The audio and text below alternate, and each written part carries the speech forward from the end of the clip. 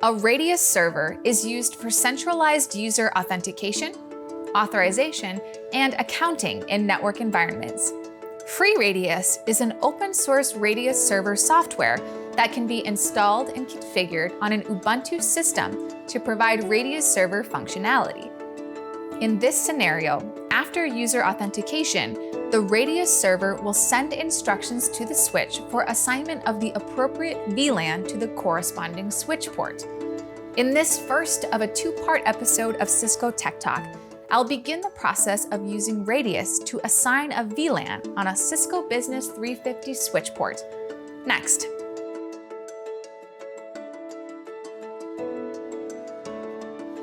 Before I begin, I want to note that this is an advanced topic.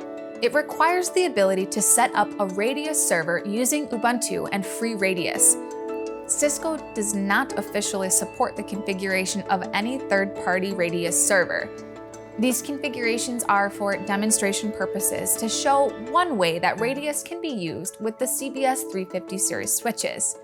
To start, I'll walk through a few details necessary for this type of RADIUS setup to work with the CBS350 switch. Once fully configured, it will be used to assign VLANs to the switch ports using 802.1x authentication and MAC authentication bypass for devices which don't support the 802.1x verification procedure. You can see from the network topology that I am using a laptop running Windows 11.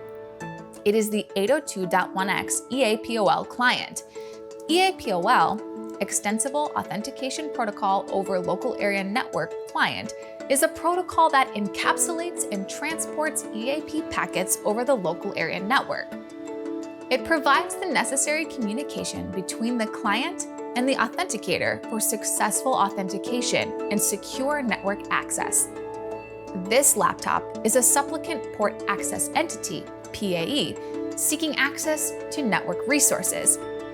It will send a DHCP request using 802.1x authentication to the RADIUS client. This switch will be the authenticator PAE that controls network access. Then, the RADIUS request will travel by the local area network to the RADIUS server. On the clients.config file, the CBS350 switch IP address is mentioned along with the RADIUS secret. In the users file, I have added the MAC address of my laptop, in lowercase without any separators, as the username and password for MAC-based authentication. Required tunnel parameters are mentioned accordingly. Admin login for the web user interface and 802.1x authentication credentials are mentioned as well. In addition, adjustments need to be applied on the EAP file to make this setup work correctly. Great start. That's a brief overview of how things need to be on the RADIUS server side. In the second part of this video, I'll set up a CBS350 switch as a RADIUS client. Click the link in the description to be brought to part 2. Thanks for watching. I'll see you soon.